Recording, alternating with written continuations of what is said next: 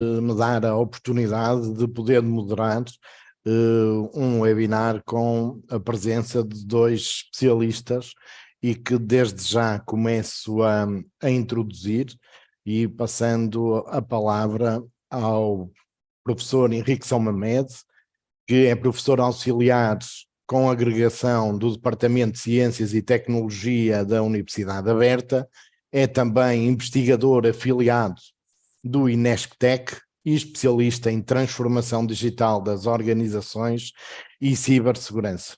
Professor. Boa tarde, obrigado.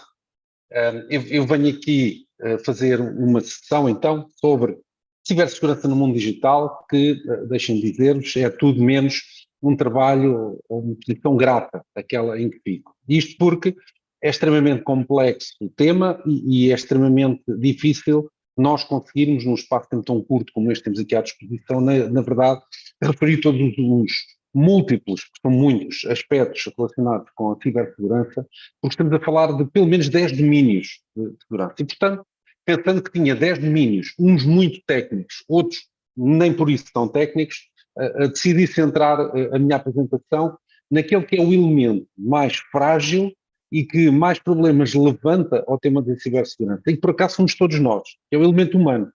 E, portanto, esta minha apresentação vai ser focada neste elemento humano e tentar chamar e alertar-vos para coisas que nós fazemos no nosso dia-a-dia, muitas vezes de forma absolutamente inconsciente, e que são fortes contribuidores para a inexistência de uma segurança mais efetiva. Eu vou partilhar convosco uma apresentação que preparei para este efeito. Agora vamos aqui. Ok? Muito bem.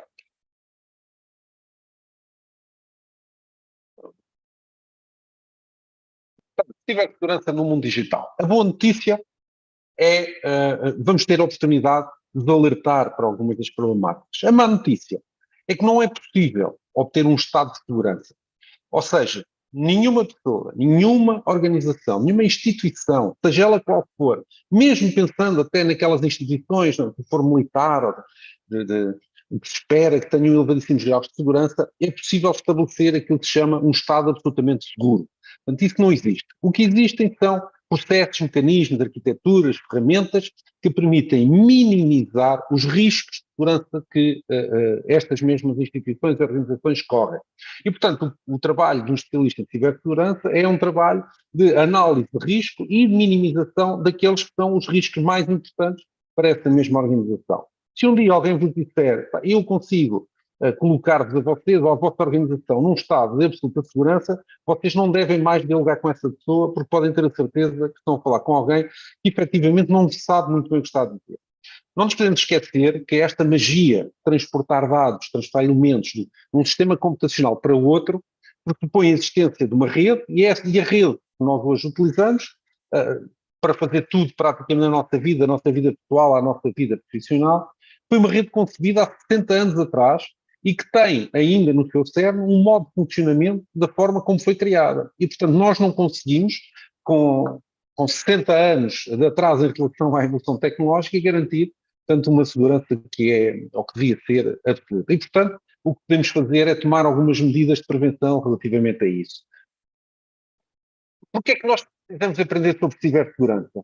É porque hoje todas as atividades humanas, ou praticamente todas as atividades humanas, estão centradas nos dados e em tomadas de decisão que nós fazemos com base nesses mesmos dados. E tudo aquilo que nós fazemos, todas as atividades que nós fazemos, geram dados. E esses dados, mais cedo ou mais tarde, ou melhor, mais cedo que mais tarde, esses dados vão acabar em repositórios que estão disponíveis nessa rede global que nós chamamos de internet, de uma forma ou de outra. E quando eu digo aqui dados é em senso lato, ou seja, desde dados estruturados a dados não estruturados, fotografias, vídeos, e-mails, documentos que são produzidos, posts em redes sociais, enfim.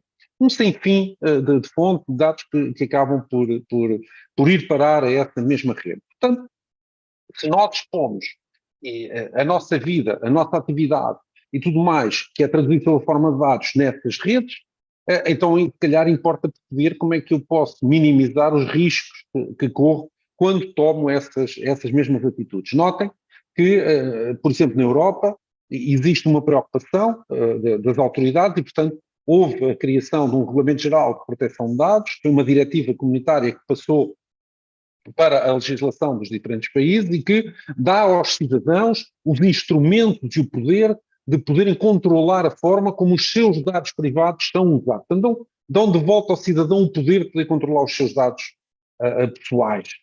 Não é que o cidadão tenha tido formação ou tenha existido formação de modo massivo sobre os instrumentos que hoje tem ao seu dispor para o fazer, portanto, está a ser, enfim, disseminado muito, diria eu, num processo de passa-palavra, mas eu acho que era importante que todas as pessoas tomem consciência que há legislação que lhes permite, portanto, tomarem posse e protegerem desses mesmos dados. E a primeira pergunta, não é, que há que colocar a todas as pessoas é o que é que efetivamente fazem quando estão online? Porque hoje em dia as pessoas tentam quase criar uma digital life, ou quiserem utilizar um termo mais comum, um digital twin, e portanto com esse digital twin na verdade acabam por transpor para essa outra rede, portanto, para esse espaço virtual, tudo aquilo que fazem no espaço real, no seu dia-a-dia.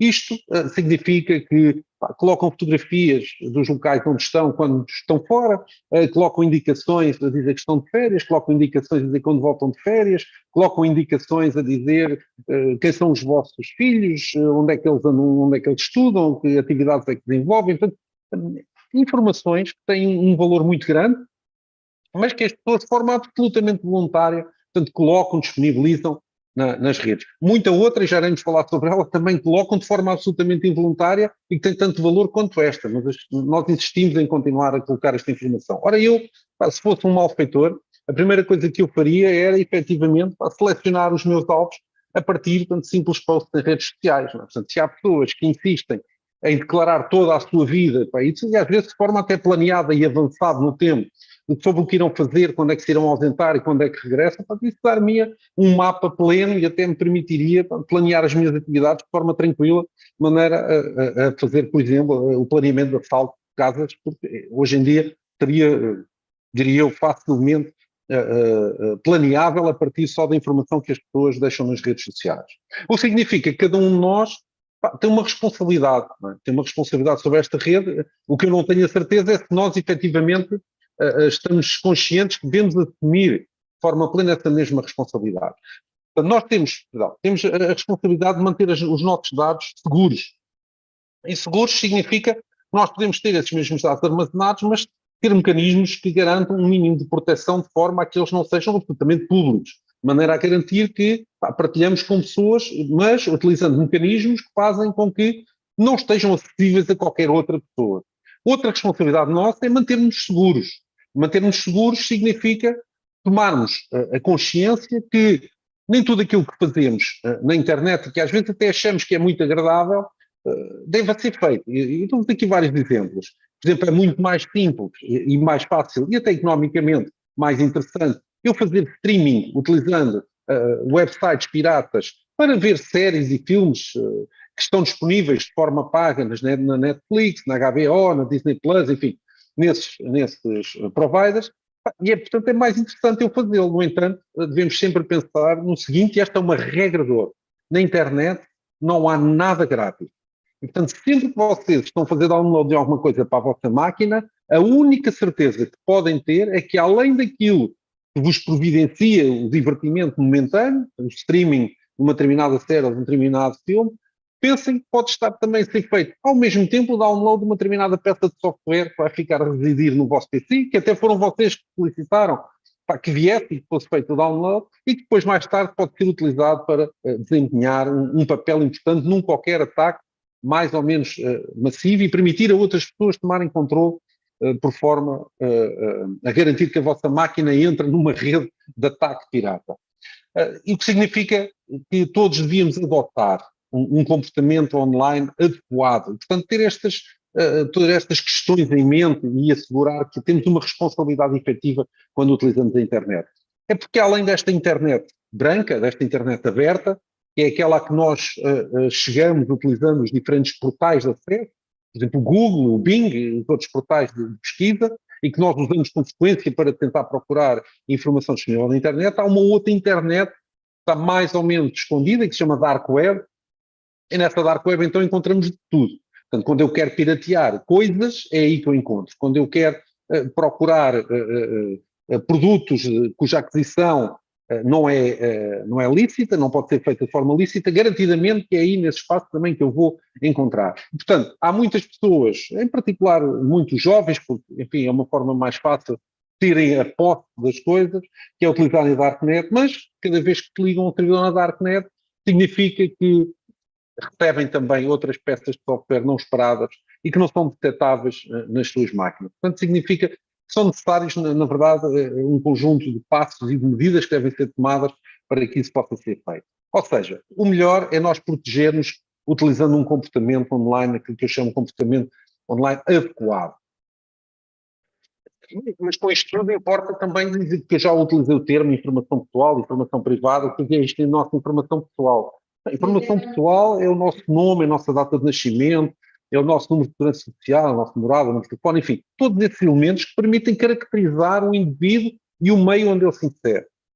Por exemplo, há um outro aspecto que as pessoas partilham muito frequentemente e que também permite obter muito mais informação que aquela que se pensa, que é a matrícula da vossa viatura. Portanto, a matrícula da viatura dá logo um outro elemento conjunto, um outro conjunto de elementos que podem ser facilmente obtidos a partir da internet e tudo isso de forma lícita. Portanto, estes são os dados que nós queremos preservar ao máximo, que nós queremos proteger e que nós não queremos que sejam difundidos com facilidade. É por isso que hoje, quando vão a uma qualquer instituição e onde têm que ser identificados à entrada, já ninguém vos pede a posse do vosso cartão de cidadão. Quando muito pedem, vocês indiquem qual é que é o número do cartão de cidadão para poderem ser identificados, no caso de haver uma situação mais tarde. Mas já não pedem a posse, nem fazem cópias desse cartão de cidadão. Isso também porque o Regulamento Geral de Proteção de Dados vem impor aqui alguma regra relativamente à utilização dessa informação pessoal.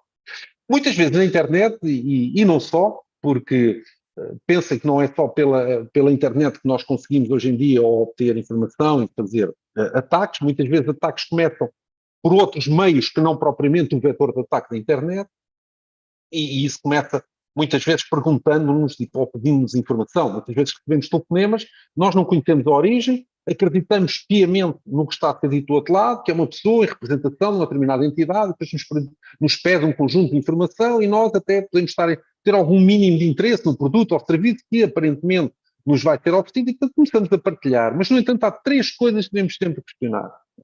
Primeiro, como é que eu posso ter a certeza que a pessoa que me está a perguntar pela informação pessoal é efetivamente a entidade? Portanto, o quem? Portanto, isto é a primeira pergunta. A segunda pergunta é pensar, mas que informação é que efetivamente me está a ser pedida e porquê é que necessitam desta mesma informação? Porque para fazer uma oferta comercial, na maior parte das vezes, não necessitam de grande informação pessoal da minha parte.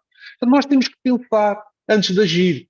Portanto, quando estamos perante uma situação destas. Porque o que, na verdade, pode estar a ser preparado é um ataque a maior escala, depois mais tarde, que é feito através da internet, mas o primeiro vetor de ataque até pode ser através do telefone.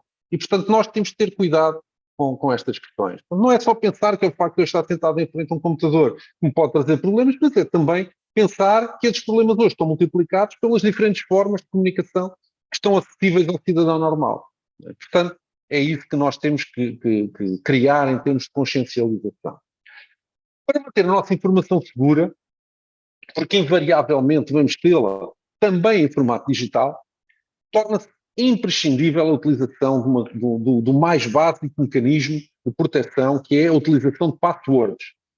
E para utilizarmos passwords, e nós tendemos a ter uma série de passwords, muitas vezes tendemos a ter um mínimo apenas dessas passwords, ninguém gosta de ter que ter um user ID e uma password para ligar ao seu PC, depois ter que ter um user ID e uma password para ligar cada uma das diferentes aplicações que estão executadas nesse PC, e cada vez que precisa de ligar tem que meter as credenciais, e portanto ficamos aborrecidos com isso, e o que fazemos é a coisa mais natural. Eu penso que a minha proteção básica chega, ou seja, tenho um user ID e uma password quando ligo o meu PC, traz aplicações que já não é necessário, porque é necessário apenas conhecer a minha credencial de acesso ao PC e o resto está protegido por trás disso. Nada poderia ser mais enganoso, mas tendemos a comportar-nos assim, mas não podemos esquecer que quando temos os nossos dados privados, devemos utilizar então passwords fortes, em particular para coisas que são absolutamente críticas. Por exemplo, o acesso às nossas contas bancárias.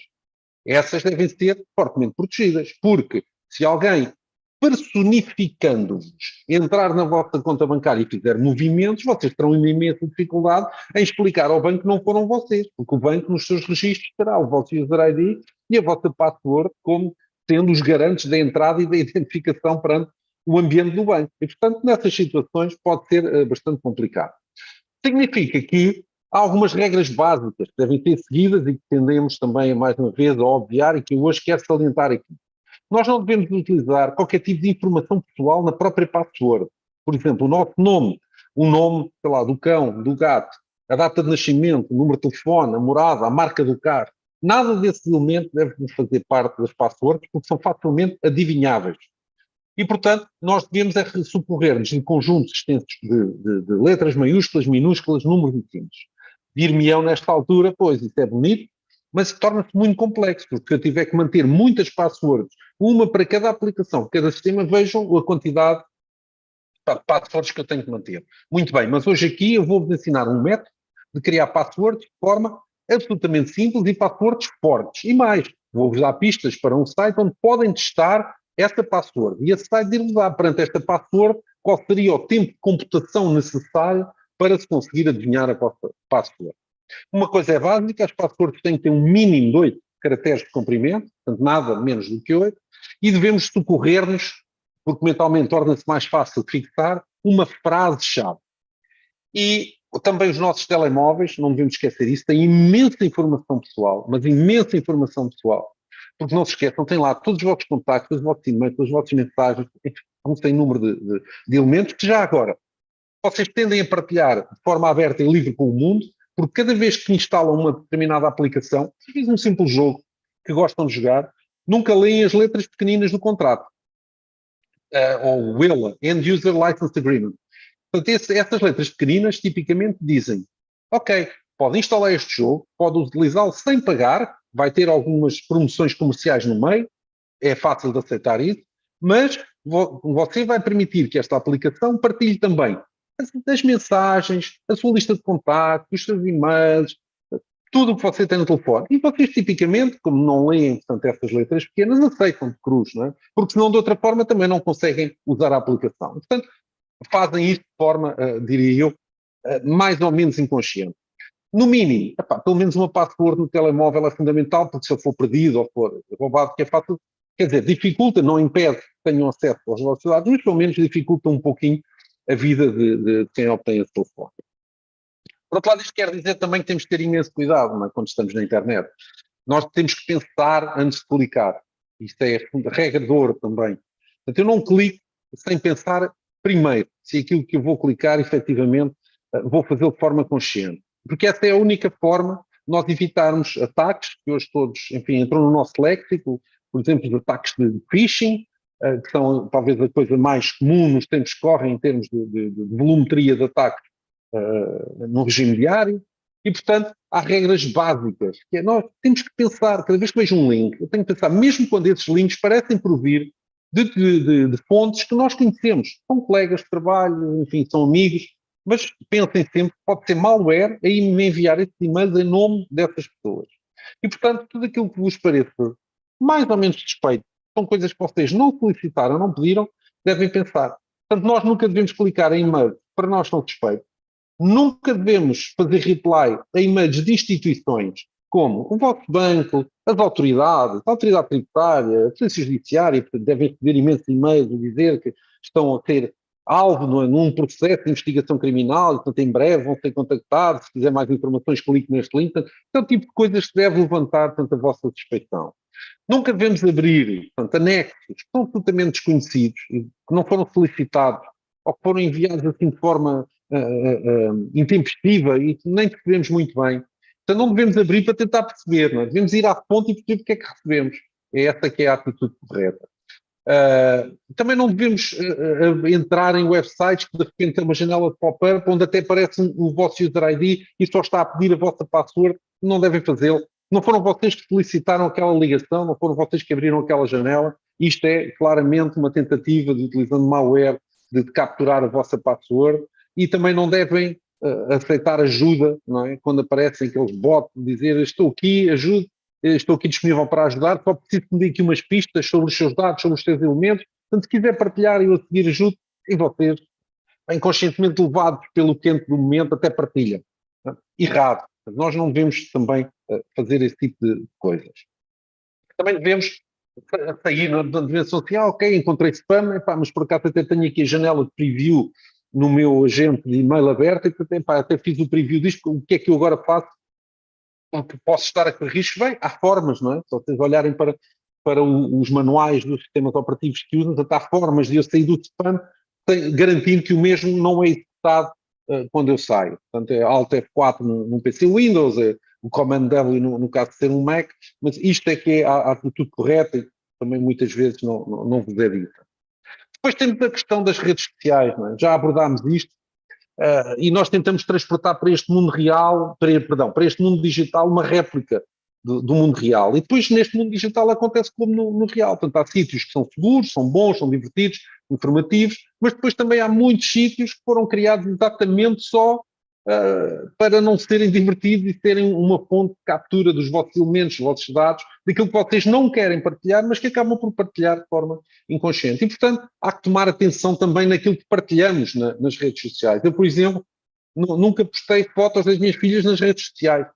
Pelas minhas redes sociais não conseguem perceber onde é que eu estou, o que é que estou a fazer, quem são as minhas filhas, nada, não conseguem fazer nada disso. E essa que é já agora a atitude correta, não é? E por outro lado, também, hoje em dia, as pessoas, em particular os jovens, vejo isto muito nos jovens, dizem, eu agora tenho 500 amigos no Facebook. E depois eu pergunto assim, mas quantas dessas pessoas é que efetivamente já viste no mundo real? Umas 50. Quer dizer, aqueles 500 amigos, e aqui estou a colocar a palavra entre aspas, enfim, sou de uma geração onde amigos tinha que ser alguém que nós fisicamente conhecíamos, podemos ver, contactar, ter atividades em conjunto e não pessoas que nós podemos tender a aceitar, não é? com amizade nessas redes sociais e depois trocar mensagens com elas, mas na verdade não sabemos quem são. Nunca as vimos, nós conhecemos pelas fotos que lá são colocadas. Mas pensem, por trás pode estar uma organização, pode estar uma pessoa completamente distinta, não sabemos quem é, na verdade não sabemos quem é. E por muito que vocês digam, mas nós já partilhámos imenso na rede social e portanto já criámos aqui uma certa relação até de confiança, não há confiança nenhuma. A confiança é absolutamente nula, portanto é apenas uma mera ilusão. E depois outra questão que também é fulcral, aquilo que nós publicamos na net vai ficar na net para sempre, mesmo que vocês mais tarde venham a apagar, nem que seja num instante imediatamente a seguir a ter sido publicado, mas já foi replicado. Portanto, ele já foi replicado, até por questões de segurança dos data centers, onde estas aplicações das redes sociais se executam. Portanto, aquilo que vocês gostaram foi replicado, já existem vários servidores, e, portanto, a memória está criada, a memória futura ficou criada, e, portanto, nunca mais conseguem apagar aquilo que é digitalmente criado. E isto também pode ser preocupante. O que significa, no fim desta conversa toda, é apenas que nós somos a nossa própria maior ameaça. Portanto, os humanos são efetivamente o elemento mais fraco da cadeia da segurança. O que significa que é sobre os humanos que nós temos que focar a nossa atenção. Vocês pensem no seguinte, um dos grandes hackers fizeram uma história, e fica para a posteridade e que vem em qualquer bom livro que conte uma história sobre cibersegurança, que é o senhor Kevin Mitnick, entretanto falecido. Foi um grande hacker, ele conseguiu roubar milhões de dólares de bancos norte-americanos e que já agora, tecnicamente, não dominava os aspectos dos sistemas computacionais. Portanto, ele utilizava, essencialmente, técnicas que vêm da psicologia e que nós chamamos de engenharia social, portanto, através da manipulação de pessoas.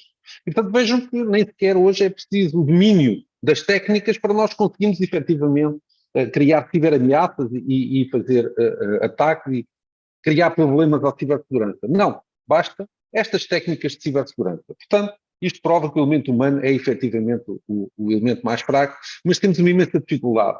Nós não conseguimos manter-nos seguros.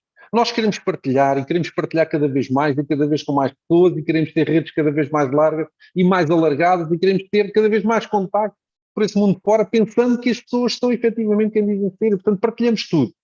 Imagens, tons, texto estruturado, vídeos, enfim, partilhamos tudo aquilo que conseguimos produzir em termos de dados. E isso é absolutamente errado. É absolutamente errado. Isso significa que não conseguimos assumir de forma plena este comportamento online adequado. E depois pensem, os jovens muitas vezes publicam coisas, enfim, que podem ser criticáveis, não é? E que muitas vezes o são, e não se podem esquecer que um dia vão chegar ao mercado de trabalho, e o mercado de trabalho vai fazer uma pesquisa exaustiva, utilizando a internet, que hoje é isso que os recrutadores fazem, na tentativa até de fazer o cross-check com esses elementos, não é, que constam dos currículos das pessoas. E depois encontram determinados aspectos, coisas que as pessoas postaram num determinado momento, determinado contexto, e que não são agradáveis e não consegue ser eliminado. Não é? Há um velho ditado que diz "What happens in Vegas stays in Vegas", mas infelizmente na internet "What happens in the net stays in the net forever". E se fica na net forever, podem ter a certeza de que fica acessível a qualquer pessoa que queira fazer uma pesquisa sobre o assunto e sobre vocês em particular. E, portanto, devemos ter cuidado, devemos ter atenção com aquilo que publicamos na internet. É que quando eu partilho alguma coisa, que eu partilho, até vou partilhar só com uma pessoa, o problema é que essa pessoa também tem as suas redes, também faz as suas partilhas e, portanto, partilha com outras pessoas. Estou a ver, tem as suas redes e partilham ainda com outras pessoas. E assim sucessivamente, até que de repente aquilo que eu partilhei com uma pessoa, em milissegundos, de repente está partilhado com uma quantidade muito vasta de pessoas e está espalhado pelo mundo inteiro. E eu já não consigo voltar atrás. Por muito que tente, eu já não consigo voltar atrás. E depois eu partilho com pessoas que não sei quem são. Portanto, os tais amigos, não é, que eu chamo. No entanto, outro princípio básico, stranger danger. Okay? Portanto, este é um princípio básico. Já agora, tem sido muito utilizado, não é, por diferentes tipos de rede, inclusive até por redes pedófilas, onde fazem, portanto, passar por crianças ou por jovens, e onde entram em contato com outros jovens, tentando personificar e assumindo um discurso desses mesmos jovens. E, na verdade, estão a levá-lo, portanto, ao engano. Já agora, isso também acontece com os adultos. Não é? Utilizando redes sociais de contacto, podem estar a ser, portanto, absolutamente enganados. Nós não conseguimos ver a outra pessoa.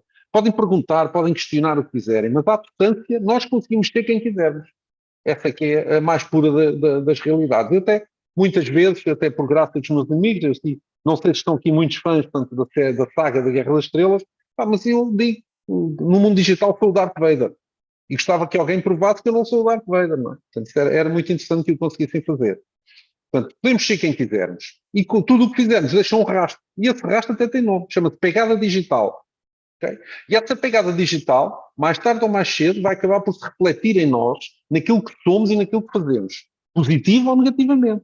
Só depende de cada um de nós. Aquilo que nós tendemos a fazer neste espaço digital. Sabendo que tudo o que fizermos em cada momento vai deixar o seu rastro. Este webinar que hoje está aqui a ser feito vai deixar o seu rastro. Porque nós estamos no YouTube e nunca mais conseguiremos remover este vídeo, porque depois há pessoas que vão fazer download dele, há pessoas que vão guardá-lo, ele vai ser replicado em vários servidores e vai estar acessível, pode ser pesquisável. Portanto, tudo o que hoje for aqui dito, não me pode nem deve envergonhar nem mim, nem nenhuma das outras pessoas que estão aqui, porque isto futuramente ir-se-á refletir na nossa própria condição. Portanto, é importantíssimo que nós pensemos nisto. Não é?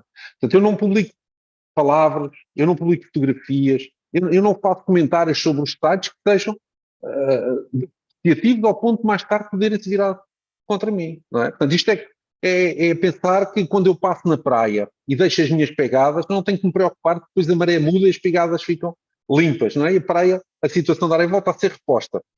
Más notícias. Na internet isso não acontece. E, portanto, tudo aquilo que fizermos não fica apagado.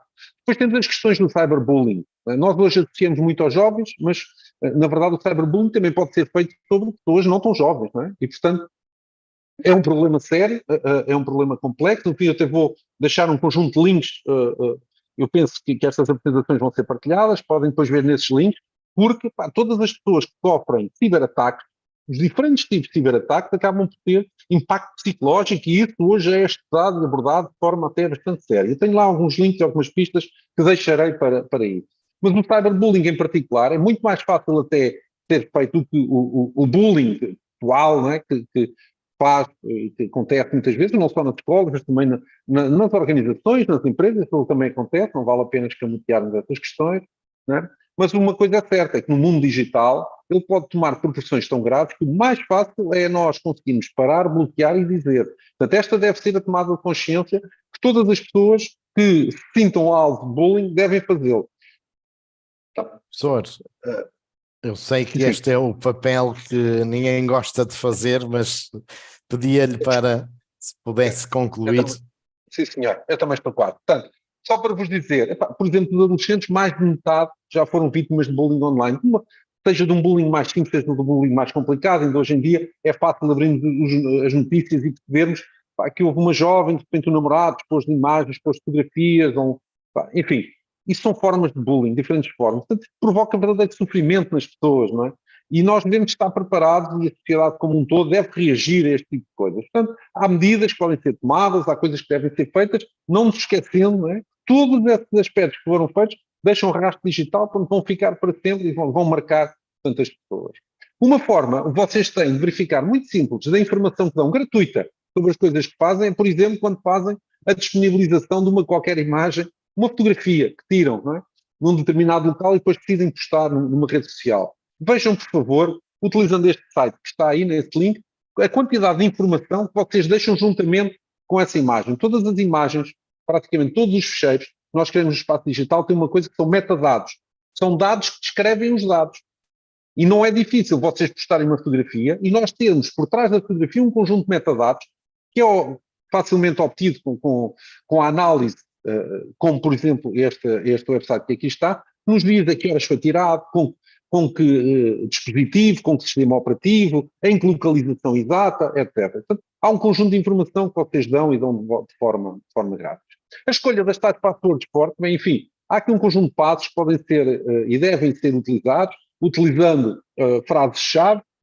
Nós começamos por memorizar uma frase que nos diga alguma coisa, como por exemplo esta, na minha casa tenho limoeiros, e que depois se transforma, virem aqui no passo 4, numa password extremamente forte, não é? Utilizando portanto, todas aquelas regras que dissemos, caracteres maiúsculos, minúsculos, símbolos especiais, e portanto torna-se extremamente difícil e complexo de adivinhar, e depois posso ainda ir a este site, cujo link está aqui, que é o Acetec, e verificar, não é, se verdadeiramente esta password é uma password forte ou não. Eu na verdade não tenho que decorar esta password já aqui no nível 4, eu só tenho que decorar a frase e que me lembro com facilidade, que é, na minha casa tenho limoeiros. Já agora, se por acaso arranjarem o meu user ID em alguma instância, eu não uso esta palavra-chave como password em lado nenhum, portanto não vale a pena perderem o vosso tempo à procura de tentar entrar nas minhas contas com ela. Mas isto serve aqui como um exemplo claro.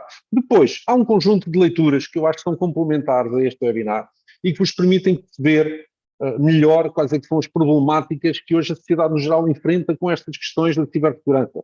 Portanto, desde o lado negro da tecnologia, se queremos chamar, porque ela pode ser utilizada de múltiplas formas, incluindo as más, mas também as questões do impacto psicológico, né, de sofrer um ciberataque, seja ele bullying ou outra forma de ataque, e o que é que isso significa, portanto, para as vítimas, né, desses ciberataques, até para as pessoas que estão numa organização que de repente fica 3 dias sem conseguir operar normalmente porque foi vítima, portanto, de um ataque em larga escala. E depois, por fim, e para terminar, as práticas de ciberhigiene. São basicamente 5.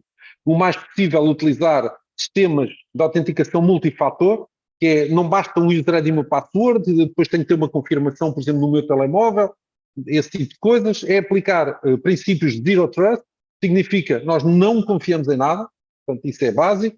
Depois é utilizar soluções anti-malware adequadas, portanto, além dos sistemas de antivírus, depois manter todos os sistemas e aplicações que temos o mais atualizadas possíveis e proteger bem os nossos dados, em particular aqueles que são dados pessoais e sensíveis. E, portanto, é esta a minha apresentação. Peço desculpa por ter dilatado um pouco aqui o tempo e fico não há disponível problema, depois não para há as questões. Depois desta primeira apresentação, que me deixa aqui uma primeira reflexão, e se calhar as coisas mais simples são aquelas que são mais complicadas depois de praticar, que geralmente é como diz o velho ditado, só morre afogado quem sabe nadar, porque são aquelas pessoas que mais facilitam, mas se calhar esta primeira intervenção leva-nos aqui a refletir de que nós no mundo virtual e no mundo digital devemos ser tão cuidadosos como somos no mundo terreno, que é, nós nunca emprestamos a chave de nossa casa a alguém que não é conhecido, nós nunca emprestamos o nosso cartão de crédito também a quem não é conhecido. Portanto, temos que nos precaver nas situações mais básicas. Mas, avançando aqui no nosso webinar, passaria agora a palavra ao nosso segundo orador, ao Luís Garcia, que é doutorado em informática, especializado em cibersegurança, em Ethical Hacking, Redes e Cloud Computing, e investigador em TIC, na educação e aprendizagem colaborativa. É também formador com experiência em Portugal e países africanos de língua oficial portuguesa, nas áreas técnica do digital e da informática e também na componente pedagógica. Passaria então a palavra ao Luís Garcia.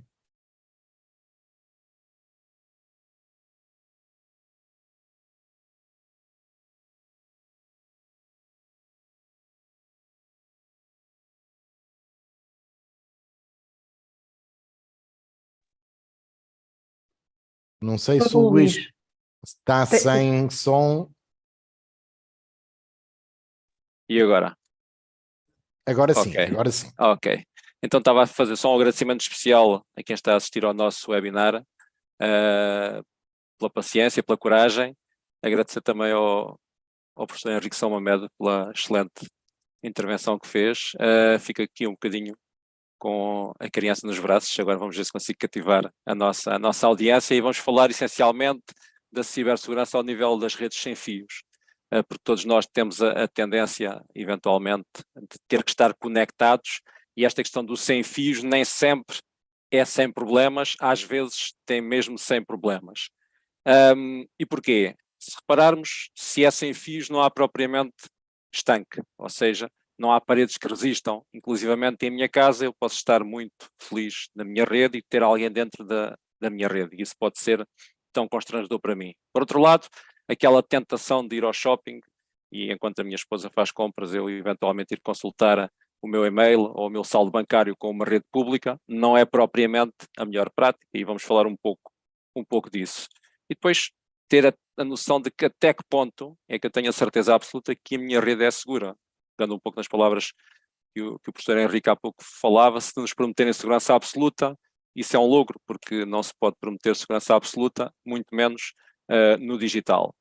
Então, o meu convite é falarmos um pouco do que é que acontece quando eu me ligo a uma rede wireless, só para termos uma noção como é que se processa a nossa ligação a uma rede wireless, seja pública ou seja a nossa rede em casa. Aquilo que eu chamo o Wi-Fi-aholic, não é propriamente uma palavra, mas é por que razão eu não devo ligar-me a qualquer rede que me apareça à frente, muito menos às redes públicas. Ligar-me, até me posso ligar, é um risco, mas fazer algumas atividades eu deveria eventualmente evitar. E finalmente, vamos falar da rede do vizinho, que é como quem fala da nossa rede, e ver até que ponto é que seria tão desagradável chegar a casa e estar alguém sentado no meu sofá a ver a minha televisão.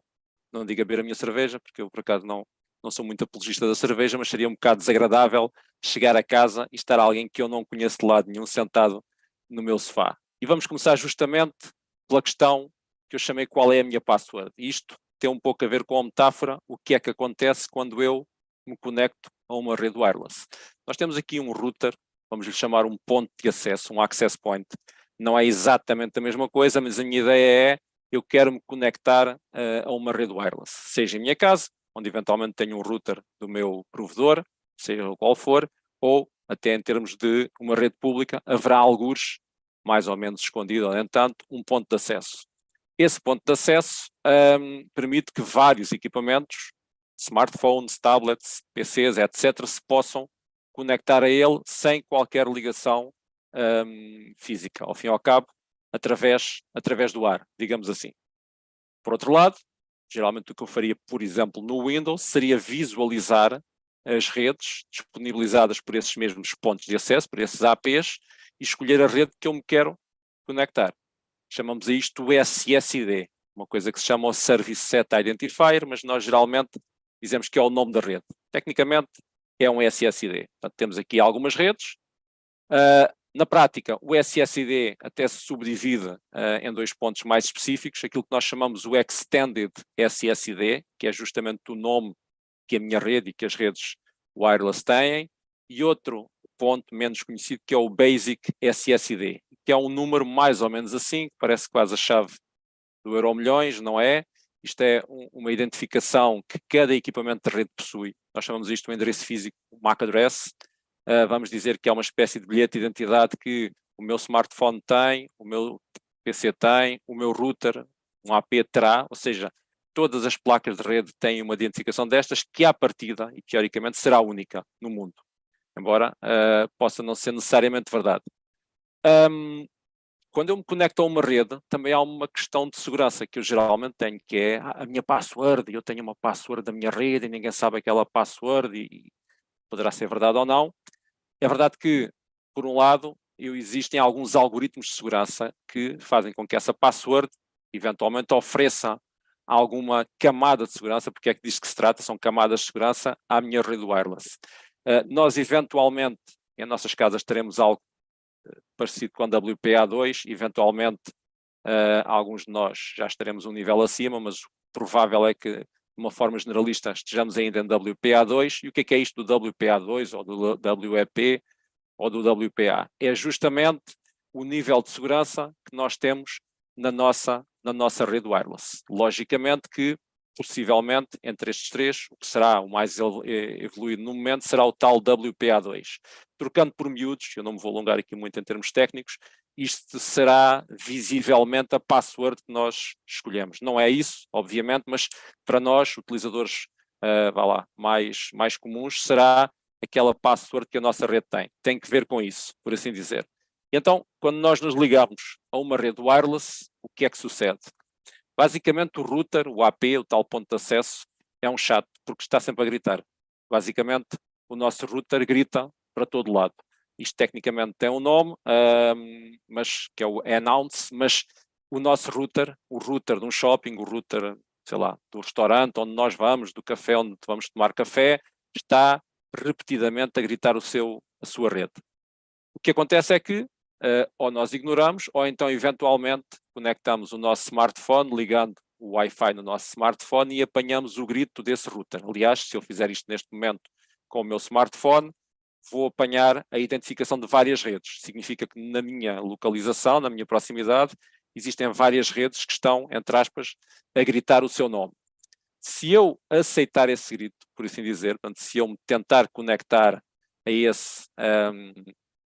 essa rede, vou fazer mais ou menos ou vou iniciar um processo de comunicação, ou uma resposta, no caso, que vai conter aquilo que eu chamo a minha autenticação. Portanto, eu vou tentar autenticar-me naquela rede. Portanto, eu ouvi o grito daquela rede a dizer eu sou o Francisco, e eu vou responder ao Francisco. Não será o Francisco, será a rede não sei das quantas, e eu vou responder àquela rede porque tem a autenticação. Ou até já está gravada no meu dispositivo, ou então eu vou depois, quando for solicitado, colocar aquela password e serei conectado àquela rede.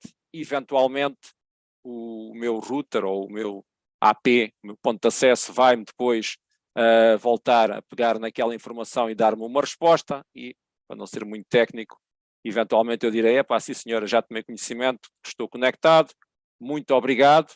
E este processo, ou seja, o router gritou, eu aceitei o grito do router e respondi-lhe, o router voltou a enviar-me uma informação e eu tomei conhecimento que me queria conectar. Tecnicamente, nós chamamos isto um wireless handshake, um four-way handshake, porque é feito em 4 momentos. Isto significa que o meu router e o meu smartphone, por exemplo, se conheceram, apertaram as mãos e começaram a comunicar. Sempre que nós nos conectamos, se usarmos esta questão do WPA2, que será aquilo que nós usamos maioritariamente hoje em dia, sempre que nós nos conectamos a uma rede, é mais ou menos isto que acontece. Mais técnico, é verdade, mas é este processo. E neste processo, alguns neste aperto de mão, é partilhada a nossa autenticação. E esta autenticação pode ser interceptada. Nós vamos depois, mais no final da nossa apresentação, tentar ter tempo só para demonstrar como é que isto sucede. Já agora um parênteses também, há um pormenor que muitos dos nossos routers têm um botãozinho que nos facilita a vida quando aquele amigo vai lá à casa e a primeira coisa que nos pergunta não é como nós estamos, é qual é a password da net. E então às vezes nós temos lá um botãozinho que utilizamos, diz WPS, carregamos no WPS e acontece magia, que é nós nem sequer temos que dar a password da nossa rede ao nosso amigo, porque ele liga-se à rede e já está ligado, porque este WPS aparentemente facilita a vida, permite que durante um curto espaço de tempo o meu amigo que está lá em minha casa, que se está a tentar conectar à minha rede, entre na minha rede sem sequer precisar da minha password. Isto é feito para facilitar a vida. Como nós descobrimos quando começamos a interessar-nos um bocadinho mais por estas áreas, talvez seja uma boa ideia, por exemplo, desativar isto. Não vou explorar esta parte, porque não terei tempo para isso, mas isto é mais uma daquelas facilidades que nós temos nas nossas redes em casa, nos nossos routers, e que muitas vezes facilitam-nos a vida, mas também facilitam a vida de quem nos quer atacar, porque infelizmente existem estratégias para explorar esta facilidade que podem ser utilizadas por pessoas com outros intuitos. Quando eu falei do Wi-Fi-aholic, referia-me à questão de eu usar uma rede pública. Até que ponto é que eu posso usar uma rede pública com alguma segurança? Primeiro, se é público, e o professor Henrique falou aqui de forma tão proeminente acerca do que é público, não é? Se é público, está num espaço público, estou no meio de toda a gente. Até que ponto é que eu me sinto confortável com isto? Porque é assim que se faz. A internet foi feita para ser eficiente, não foi feita para ser segura. Portanto, até que ponto é que eu me sinto seguro numa rede pública? Eu não me sinto. A primeira questão que eu deveria ter, ou que deveria colocar, é até que ponto é que eu estou ligado exatamente à rede onde queria estar ligado. Porquê? Então, eu estou aqui a ver várias redes, porque eu posso me enganar no nome. Eu não me posso enganar no nome, eu posso é ser levado a ligar-me a uma rede, pensando que estou nessa rede e de facto estar numa rede paralela. Alguém pode fazer uma cópia da rede do shopping e eu penso que estou ligado à rede do shopping e não estou. Estou ligado a uma rede de alguém que fez, por exemplo, e já agora isto seria um ataque com um nome muito catita chamado Evil Twin, um irmão gêmeo da rede real, nas quais a ligação obviamente está nas mãos de um pirata e eu penso que estou ligado à rede real, não estou a ter internet na mesma, mas estou a passar toda a minha informação, todo aquilo que é o meu tráfego, nas mãos de alguém que eu não conheço e que me pode prejudicar. Porque, de facto, não há almoços grátis, ninguém dá nada a ninguém. Mesmo que eu não me engane na rede e me ligue a uma rede real pública, é sempre uma boa ideia eu desconectar-me dessa rede. Se já não preciso de utilizar, uma coisa tão simples como desligar-me da rede, fazer logout, digamos assim, dessa rede, seria conveniente. E depois ter mais algumas atenções que nós muitas vezes não temos. Isto aqui são só alguns pontos e são meras dicas, como, por exemplo, fazer algo que os nossos smartphones, ok, de vez em quando mudam mais ou menos o formato das suas aparências, mas alguns nas definições está essa opção. Por exemplo, aqui neste caso seria um exemplo de um smartphone Android, que é desligar aquilo que é o AutoConnect. Eu não me quero conectar a uma rede pública que apareça de repente. Ou seja, se eu me ligar a uma rede, quer ser eu escolher que me quero ligar à rede. Os nossos smartphones têm a opção de se ligarem a redes abertas. Portanto, assim que apanham uma rede aberta, uma rede pública, conectam-se automaticamente. Seria uma boa solução, nós nas definições do nosso smartphone, nas definições do Wi-Fi, desligarmos essa opção. Tal como, por exemplo, o nosso Windows tem a opção de partilha de redes e ficheiros. Perfeito. Isto pode não ser conveniente para mim. Às vezes é conveniente, mas muitas vezes não é. A maior parte das vezes, provavelmente, nem é conveniente para mim. Portanto, eu deveria também desativar isso. Então, mas isso é muito perigoso. É uma partilha. Então, e se eu desativar isso, fico seguro? Eu digo que fico com mais uma camada de segurança, não fico seguro. É mais uma camada. E aqui nós falamos sempre em camadas. E não é possível ter segurança absoluta. Nós podemos é tentar vestir um casaco que nos dê mais alguma segurança. E se eu tenho mesmo que estar numa rede pública, então se calhar devia me preocupar com aquilo que eu digo. Aquilo que eu digo na rua toda a gente pode ouvir. Aquilo que eu faço numa rede pública é possível de ser interceptado por alguém mal intencionado que esteja naquela rede. Então, posso usar uma VPN? O que é uma VPN? Sim, posso usar uma VPN. Uma VPN seria uma espécie, e assim a metáfora melhor talvez seja um túnel que me permite, por exemplo, ou que me permitiria, por exemplo, aceder ao meu banco numa rede pública com mais segurança do que se eu não usasse uma VPN. Portanto, se eu, e às vezes, atenção, eu uso uma VPN às vezes, e há muito essa ideia, usar uma VPN para assistir, por exemplo, a programas que nós não podemos assistir em Portugal, porque há aquela ideia que a VPN usa um IP não sei de onde, ou seja, vai fingir que eu estou nos Estados Unidos ou que estou não sei aonde, depois posso assistir àquele programa que não consigo ver no meu país. É verdade, as VPNs têm várias finalidades, mas eu diria que neste caso a melhor é que se eu tiver acesso a uma VPN, posso proteger o meu tráfego. Ainda assim, aquilo que eu faço, no mínimo dos mínimos, fica nos senhores da VPN. Seja lá quem eu esteja a pagar a VPN, eles vão ter acesso ao meu tráfego. por mais que digam que não têm acesso, que não partilham os dados e que não guardam dados, eu nestas coisas gosto muito de me sentir mais seguro e não confio, por exemplo, embora seja uma boa ferramenta, mas, por exemplo, gestores de passwords, eu gosto mais de confiar na minha memória ou numa técnica menos digital. Portanto, não estou a dizer mal dos gestores de passwords, mas eu não uso gestores de passwords porque não confio. E uma VPN eu confio QB. Se eu tiver que fazer um acesso, por exemplo, ao home banking, eu prefiro não usar uma rede pública. Mas se fosse levado a usar, talvez tivesse que confiar numa VPN. Também dar aqui uma pequena chamada de atenção, que é nós habituámos a dizer HTTPS. Isso é o HTTP seguro. É mais seguro, mas há fraudes em HTTPS. Ou seja, eu posso montar um site fraudulento que utiliza HTTPS. Portanto, o facto de ser HTTPS não é um garante de mais segurança. Quer dizer que o tráfego daquele site está encriptado, está lá todo codificado, mas não é necessariamente dizer-me, não, podes avançar, porque o site é legítimo. Pode não ser.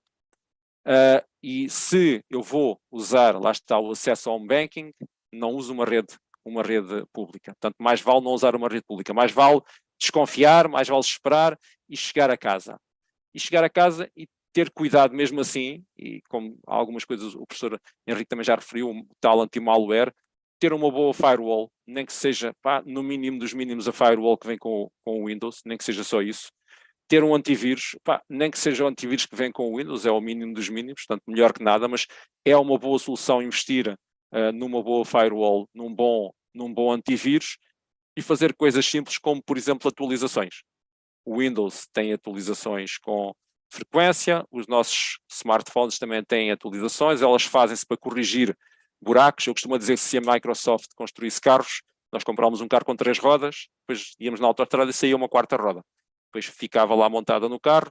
Se fosse o Windows, nós depois tínhamos que desligar o carro e voltar a ligar. O Windows geralmente requer o reinício para fazer a atualização, mas atualizações são importantes. E mesmo assim, com estes cuidados todos, ter a noção que não há paredes que façam a segurança da nossa rede. Se é sem fios, qualquer pessoa pode assaltar a nossa rede. Seguro, se nós cortamos a rede e acaba-se a rede. Portanto, e se nós não temos rede, mais ninguém tem. Também é uma boa ideia, que é aquela ideia de andar a jogar à bola e depois estou a perder e a bola é minha, levo-a para casa. Mais ninguém joga. É mais ou menos assim. Por fim, a terceira parte teria a ver com a rede do vizinho, a minha rede também. O facto de ser minha rede, de estar em minha casa, não quer dizer que não haja perigos. Há sempre perigos. O meu mantra na cibersegurança é este: não há segurança. E eu tenho que pensar como é que um invasor pode fazer para poder proteger a minha própria rede. Se eu for ao dicionário, diz-me que o vizinho é aquele que está próximo, e de facto aqui é a chave nas redes sem fios. As redes que estão próximas, e se estão próximas, se é uma rede com fios, tenho que bater à porta do meu vizinho e dizer-me assim: vizinho, deixa-me lá ligar aí no seu router, e levo o cabo. Mas se é sem fios, isto não é necessariamente verdade. Eu posso assaltar a rede do meu vizinho. O meu PC faz isso? É capaz de fazer. Eu vou ter que ter equipamento especial, uma destas placas de rede. Eu tenho aqui, não se vê muito bem aqui, mas tenho aqui uma placa de rede destas. É uma placa de rede com uma característica especial, porque faz uma coisa que se chama o modo monitor, que é uma coisa que geralmente as nossas placas de rede normal não fazem. Também faz outra coisa que as placas de rede normal não fazem, que é interagem com redes às quais não estão ligadas. Isto não é propriamente ilegal. Pode ser ilegal o que se faz com isto, já agora. E software, obviamente, nós temos que lidar com alguns softwares, que eu vou tentar aqui demonstrar se ainda estiver dentro do meu timing.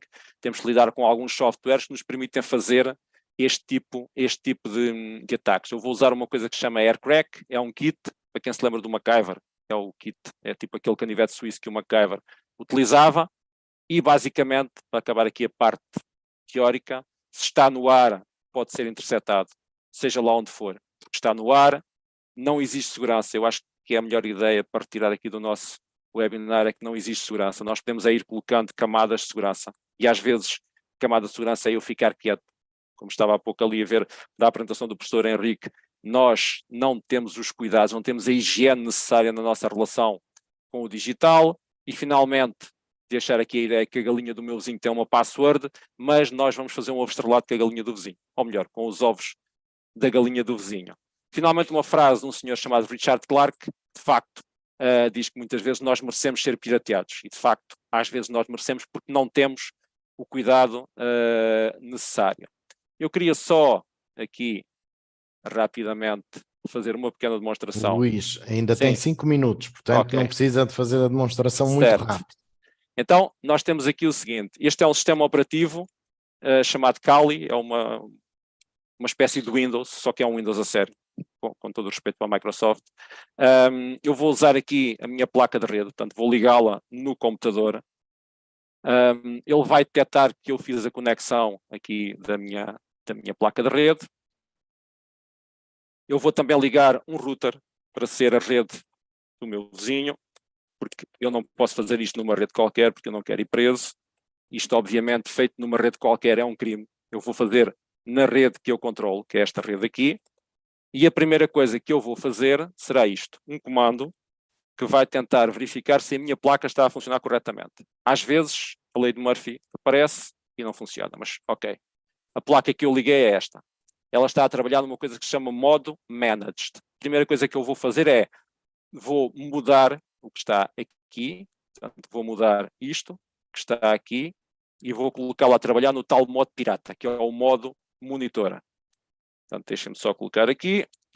Isto é um comando Linux para eu poder executar um comando como administrador. Este é um comando, e o comando airmon faz parte do tal aircrack. A única coisa que ele vai fazer é, vai iniciar a placa de rede que se chama WLAN, que é Wireless, Rede Wireless 0, é o nome da placa.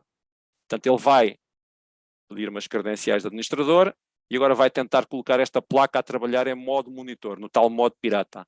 Ele diz que já desativou o modo de estação, o modo de trabalho normal e ativou o tal modo monitor. Portanto, neste momento, já está a trabalhar em modo pirata. Eu agora vou fazer o seguinte, vou utilizar outra ferramenta chamada AirPlay, que é a ferramenta de teste, e por isso é que eu vou colocar aqui teste, para ver se a minha placa está a trabalhar corretamente ou não. Já agora, só um pormenor que é importante, este foi o primeiro comando que eu fiz para ver se a placa estava ativa. A placa mudou de nome. Ela há pouco chamava-se WLAN 0, agora passou a chamar-se WLAN 0 MON, porque está em modo monitor, está no tal modo pirata. E isto é importante porque daqui para a frente eu vou me referir à minha placa como a placa WLAN 0 MON. Eu vou fazer um teste, só pretendo saber se ela está a funcionar. Injection is working. Era isto que eu queria ouvir. Portanto, ela está em modo monitor, em modo pirata, e tem o modo de injeção a funcionar. Posso injetar informação para redes alheias. O que é que eu vou tentar fazer agora? Vou tentar perceber se há aqui alguma rede na minha envolvência que eu possa atacar. E para isso vou arranjar outro comando chamado aerodump, faz parte do tal kit. Vou colocar aqui o nome da minha placa e vou começar aqui à escuta a ver se apanha a rede do meu vizinho. Olha, nem de propósito, vou apanhar várias redes que são literalmente as redes dos meus vizinhos, aos quais eu não faço isto, juro, porque eu sou um pirata ético, mas tenho aqui, eu vou aqui terminar isto, se vocês repararem, tenho aqui a rede do vizinho, que está neste router aqui. Portanto, eu não consigo mostrar muito bem o router, deixa ver, ok, não consigo mostrar, mas é o router que eu tenho aqui para os meus testes. Tenho aqui o ESSID, portanto, a tal rede do vizinho. E deste lado tenho o BSSID, o tal basic, o tal número que identifica este router. O que é que eu vou fazer? E é o que é que um pirata pode fazer com a minha rede? Pode fazer isto. Sudo, aerodump, que é a ferramenta de ataque. Agora, eu vou dizer qual é a identificação. Reparem, nem sequer é preciso o nome da rede. Só preciso do endereço físico daquele equipamento. Isto anda no ar. Nós geralmente, quando ligamos a uma rede, não vemos isto, mas isto está no ar também. Faz parte daquele grito que o nosso router está sempre a dar. Eu vou colocar aqui essa informação. Vou também colocar o canal. Nós trabalhamos em canais, não é obviamente na SIC, nem na RTP, mas trabalhamos em canais. Esta rede está a operar no canal 6, portanto eu vou dizer que vou tentar interferir no canal 6 e vou tentar escrever aquilo que eu apanhar num ficheiro chamado escuta o vizinho. E o que é que se vai passar? Eu vou fazer aqui um Enter. Eu esqueci-me de um pormenor, porque me esqueci de dizer que eu vou usar aqui o WLAN Zero Mon, preciso sempre dizer qual é a placa. E agora o que vai acontecer é isto. Se correr bem, alguma coisa vai acontecer aqui. E agora reparem, o meu vizinho tem o seu smartphone, e o meu vizinho vai se ligar à rede dele. Deixa-me lá procurar aqui das redes todas que estão a aparecer. E quando o meu vizinho se liga à rede, foi apanhado aqui o tal handshake. Portanto, o tal processo de identificação de uma rede, quando eu me autentico, foi apanhado aqui neste momento. O que é que eu posso fazer com isto? Eu tenho aqui uma série de ficheiros. O ficheiro que eu capturei e que me interessa é este, é o captura. Eu agora vou fazer o seguinte. Vou tentar descobrir qual é que é a password. E para descobrir qual é que é a password, eu vou utilizar um ficheiro que eu tenho neste computador com 14 milhões de passwords, que não são as passwords que o professor Henrique nos ensinou a fazer. São passwords tipo palavras. Algumas mais complexas que outras, mas são palavras. São 14 milhões de passwords. Esse ficheiro está aqui numa pasta, meio que escondido. Tem um nome catita, que é o Rockio TXT, e nós vamos ver se conseguimos descodificar a palavra. Ele vai testando palavras atrás de palavras, demorará mais tempo ou menos tempo de acordo com o meu processador, e reparem, acabamos, obviamente porque isto foi feito para ser mais rápido, de descobrir que a palavra desta rede é untouchable, que é obviamente uma má password, ou seja, ponto 1, isto não vai acontecer sempre, se nós seguirmos as indicações do professor Henrique, isto não iria acontecer porque a palavra seria mais complexa, mas é uma boa ideia trocar as nossas palavras de rede em casa de vez em quando e apostar em palavras-passes, ou melhor, em redes, em passwords de rede, um bocadinho mais elaboradas. Se vocês gostam destas atividades, o IFP, só para puxar aqui a brasa um bocadinho à sardinha, tem bons cursos nesta área, cursos de especialização tecnológica, onde nós aprendemos estas coisas e mais algumas, mas sempre na perspectiva ética. Portanto, eu quero agradecer aqui a oportunidade. Muito obrigado. E se calhar passo a palavra ao Luís. Obrigado. Muito obrigado, Luís. Retirando aqui algumas dicas daquilo que fez, mas vou reforçar o que o Luís acabou de dizer e aquilo que eu disse na apresentação do Luís. Ele tem formação especializada em Ethical Hacking, portanto, isto é como tudo, quando a energia atómica também foi criada, foi no sentido positivo e houve alguém que a utilizou para fins menos positivos. E tudo isto deve ser encarado numa lógica de positiva e como uma mais-valia para nos ajudar a estarmos cada vez mais seguros. E como o Luís acabou de demonstrar, se nós conseguirmos precaver situações como estas, e como o professor Henrique São Mamede também nos demonstrou, quando nós conseguimos ter uma fechadura reforçada, termos uma password bastante elaborada, dificilmente, mas nunca se consegue, conforme o Luís também acabou aqui de dizer, nunca se consegue ter uma segurança total, nós conseguiremos salvaguardar aquilo que é o mínimo e mitigar os efeitos da falta de segurança quando estamos no mundo virtual. Quero aqui recordar que as declarações de presença, isso para quem nos está a seguir através do YouTube, porque não consegue visualizar as respostas que já foram dadas, as declarações de presença serão enviadas a quem as solicitou no momento em que preencheu o formulário para se inscrever neste webinar. Eu também já fui vendo aqui que o professor Henrique São Mamede já respondeu à grande maioria das questões que foram colocadas, mas tenho aqui ainda algumas, porque quem não tem acesso a estas respostas, eu quero aqui colocar algumas até ao Luís Garcia, por causa desta questão do acesso ao nosso home banking, por exemplo, o que é mais seguro? Será através de uma rede Wi-Fi pública ou através dos nossos dados do operador a quem pagamos para ter acesso à rede de internet? Eu diria, sem dúvida, entre uma rede pública e os meus dados, prefiro os meus dados, 10 a 0, obviamente. Acreditando no meu provedor, não é? Prefiro os meus dados. Isto para dizer que eu utilizo home banking, mas nunca utilizei numa rede pública. Ou por motivos óbvios. Professor, não sei se quer complementar. Sim, concordo em absoluto, porque apesar de eu estar a utilizar os meus dados numa perspectiva de uma ligação que eu contratei, sobre a qual consigo ter algum tipo de controlo, eu prefiro do que estar a fazer isso numa rede pública, porque a rede pública qualquer pessoa pode estar a escutar.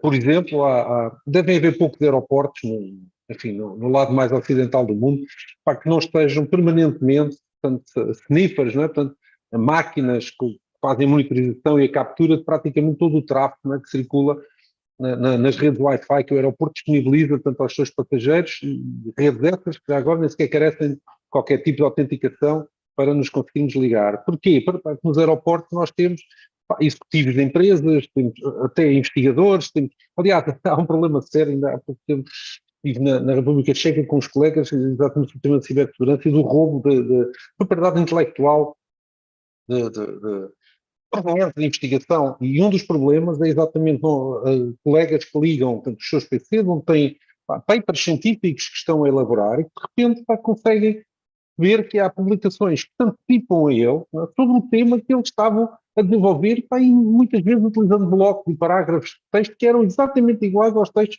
que se tinham nas máquinas. Isso acontece exatamente porque as pessoas se ligam nestas redes públicas e a partir do momento que uma máquina se liga na rede pública, a máquina também está mais ou menos aberta e disponível para se conseguir ir à máquina e tirar de lá coisas, não é? Sem que o utilizador disso se aperceba. Portanto, acho que isso diz tudo, não é?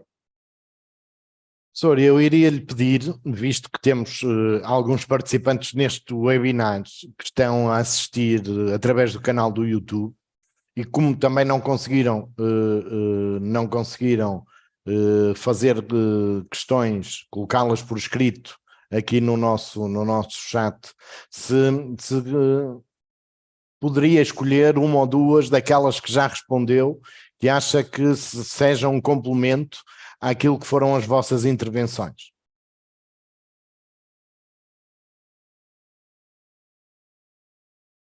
Está sem som, está sem som. Eu estava a dizer que eu não tenho acesso às questões que estão a ser colocadas no YouTube, simplesmente também não estou ligado. Também estou não, aquelas que respondeu e que teve acesso através do chat aqui na sala do Zoom, porque depois os participantes que estão no YouTube podem não ter... Torna-se difícil, porque são questões, eu diria que são já muito direcionadas a um ou outro aspecto em particular, e acho que seria, para complementar, teriam que ser questões de âmbito mais genérico. Não é? Mas digamos que na apresentação está lá o meu e-mail.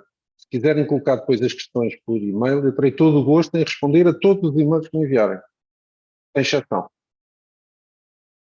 Acho que é mais fácil. Eu vou ler aqui uma das últimas questões que foi colocada por um dos nossos participantes no webinar. E se calhar começaria por fazer essa questão ao Luís Garcia. Quem é que em Portugal assume a responsabilidade de zelar pela segurança na internet? E que eficácia tem essa entidade na concretização da sua missão? Há uns meses, o professor Tribolé afirmava que era dos países mais inseguros do mundo, como vieram a demonstrar vários ataques cibernéticos à SIC, SONAI, laboratórios, etc. Luís, não sei se quer responder. Tem um pouco a ver com o orçamento. Eu acho que uma das grandes questões é o orçamento. As pessoas não levam a sério a cibersegurança. Obviamente, como em muitas situações, só depois da casa ser roubada é que nós colocamos as trancas à porta. O ataque à Vodafone, por exemplo, não querendo aqui utilizar a marca, mas eu pensei que fosse uma espécie de game changer, ou seja, que as pessoas levassem a sério a partir daí, porque a infraestrutura daquela empresa não é uma infraestrutura qualquer. E de repente, eu que sou cliente, fiquei sem o serviço. O problema é que muitas vezes as grandes empresas são afetadas, mas os pequenos e médios negócios também não são melhores. E aliás, um dos grandes problemas é mesmo as pequenas e médias empresas, os pequenos e médios websites, que são sites que não têm segurança nenhuma, que são facilmente atacados e que depois nos colocam em perigo às vezes só por visitar o site. Nós muitas vezes nem temos a noção, e o professor Henrique puxou isso um pouco com aquela questão do streaming gratuito, entre aspas, nós muitas vezes não temos a noção do que é visitar um site e do que é interagir com aquele site, do perigo que estamos a ter. Remete-me um pouco para o século passado, quando havia toda aquela mitologia e verdade em volta do vírus da SIDA. Nós estamos mais ou menos assim neste momento, salvo as devidas diferenças, que é, ao interagir na internet com um website, por exemplo, eu coloco em causa o meu computador. Quem é que em Portugal assume a responsabilidade? Nós temos um Centro Nacional de Cibersegurança que faz o que pode para tentar higienizar a maior parte dos utilizadores, mas eu diria que a responsabilidade não pode ser só dos outros, eu acho que tem que ser mais nossa, é de cada um de nós. Eu acho que nós somos ou devemos ser, os mais responsáveis, que é, na dúvida, não faço. E eu sei, estava a pensar naquela questão que eu gostava muito de testar este software martelado, para não dizer pirateado, mas na dúvida não vou testar, sei lá o que é que vou instalar no meu computador. Prefiro não instalar. Portanto, eu diria que em Portugal, quem devia de assumir responsabilidade somos cada um de nós. Se me permitem só complementar, eu gostaria de dizer umas palavras. Portugal não é mais nem é menos seguro que qualquer outro país. Ok, era isto que eu gostava, porque eu acho que isso fica um bocadinho patente aqui nesta pergunta, que é a grande pergunta é: será que Portugal é um país onde as instituições estão muito mais expostas para tudo que noutros países? Não tenho ilusões. Portanto, primeiro, não há segurança, portanto, não é possível criar um estado de segurança absoluto. O que existe é gestão de risco, minimização do mesmo através de diferentes formas, processos, tecnologia, ferramentas, educação, informação das pessoas, etc. Portugal sofre ataques que vêm, que são publicitados, já agora também sofre muito mais ataques que não são publicitados, e são muitos mais os que não são publicitados do que aqueles que vocês leem nas notícias, mas o mesmo acontece em todos os outros países do mundo. Em particular, desde que começou, enfim, esta situação provocada pela guerra na Ucrânia, que tem crescido, portanto, o número de ataques que estão a ser disputados contra todos os países ocidentais, do qual os Estados Unidos também não fugirá à regra. Mas, por outro lado, isso significa que a guerra já extravasa no mundo do espaço físico, não extravasou para esse mundo digital que nós queremos quase que seja uma réplica virtual do mesmo, e portanto é natural que essa guerra se faça sentir. Não é? Depois, há outros problemas a outros níveis. Não é? Vocês interroguem-se, por exemplo, que não passa um único mês em que uma das Vodafones europeias não sofra uma multa por causa de quebrar a legislação relativa ao Regulamento Geral de Proteção de Dados, que é o mesmo em todos os países da Europa. Não é? Isso significa que há problemas. E depois, se a cláusula de uma empresa como a Microsoft, não é, que oferece serviços de data center com elevadíssimos níveis de segurança, consegue sofrer um ataque, não é, que deixa um serviço como o Teams em baixo para toda a América do Norte durante 12 horas, acho que não é preciso adiantar muito mais sobre isso, não é? Sim, e também me recordo há uns meses a própria Meta e o serviço do WhatsApp também ter ficado em baixo durante horas a fio, não é? Portanto, é isso mesmo que o professor Henrique São Mamed acabou de dizer e o Luís já também. Agora, deixa-me só adiantar Força. Não menos curioso é o facto de existir legislação em Portugal que diz que as instituições públicas devem estar preparadas através da criação de planos de continuidade de negócio e disaster recovery, e por acaso eu gostava de fazer um estudo, ou que alguém aparecesse com os números que mostrasse quantas delas é que já estão preparadas mais de um ano depois de publicação da legislação que as obriga a isso. Que é também uma forma de mitigar os riscos de segurança. Eu posso dar o meu testemunho pessoal. Eu para conseguir trabalhar na rede do Instituto é muito difícil quando não estou mesmo fisicamente ligado à rede. Quando estou em situação de serviço externo, cada vez que tenho que me ligar à rede, são múltiplos sistemas de autenticação, é a utilização de uma VPN dedicada e muito daquilo que são os problemas que nós ouvimos falar recorrentemente é muito daquilo que quer o professor Henrique Salmamed e o professor Luís Garcia também aqui acabaram de referir, que é, nós facilitamos imenso naquilo que é os serviços gratuitos. E pegando nisto, nos serviços gratuitos, ia eu fazer uma questão aos dois. Nesta era da transformação digital, e conforme foi dito no início desta sessão, eu tenho essa responsabilidade dentro do Instituto, que é gerir todos os projetos e programas de transformação digital na qual participamos, na qual o Instituto do Emprego e Formação Profissional participa. Eu faço parte de alguns grupos de trabalho, inclusive no acompanhamento dos investimentos que estão a ser realizados no âmbito do BRR, e temos muitos investimentos na ótica da proliferação do acesso à internet, com, por exemplo, uma medida como os bairros comerciais digitais, em que muitas câmaras municipais, muitas juntas de freguesia dão acesso aos seus territórios, dão acesso livre à rede de internet. Já não é só a rede pública de um centro comercial, já estamos a falar de uma rede pública que tem 1 km², 2 km², 3 km². Queria-vos questionar até que ponto isso aumenta o risco de poderem existir situações como estas, que acabamos de falar ao longo destas vossas intervenções. Professor, se quiser. Okay. Então, no meu ponto de vista, mais oportunidades não são necessariamente más. Isto é mais ou menos aquela história de nós irmos de férias, que foi há tão pouco tempo, e vamos à praia e está um dia fantástico, só que de repente a bandeira está amarela. Nós podemos estar na praia na mesma, desde que conheçamos o código e saibamos o que é que podemos ou não podemos fazer. Podemos tomar banho, não podemos é nadar. Portanto, eu acho muito bem e julgo que aquela ideia de que toda a gente tem acesso não é necessariamente verdade. Em termos globais, então, ainda é pior, mas eu julgo que oportunidades são necessárias, tem é que se dar a devida preparação às pessoas. E chamo aqui a atenção para uma coisa simples, que é: ninguém conduz um carro, ou pelo menos legalmente, sem ser habilitado por um curso. Portanto, vou tirar a carta, depois é que posso conduzir. E mesmo assim, ainda há aquela fiscalização toda das autoridades para eu não passar certos limites de velocidade. Qualquer pessoa coloca as mãos num computador, por não dizer assim um bocadinho mais, linguagem mais simples, mais meio irónica, qualquer pessoa coloca as mãos num computador e é obrigada a avançar para um computador sem ter a mínima noção dos perigos que corre.